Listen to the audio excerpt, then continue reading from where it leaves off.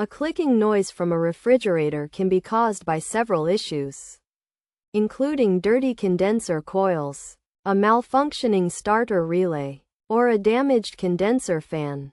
To address these problems, start by cleaning the condenser coils.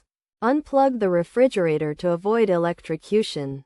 Locate the coils behind the fridge, and use a specialized brush to remove any dirt, grease, or pet hair. Once clean, plug the refrigerator back in and monitor the sound.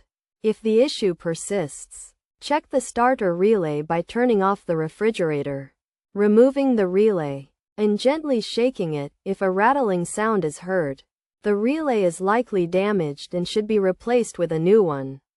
The condenser fan should also be inspected to ensure it is active and free from obstructions.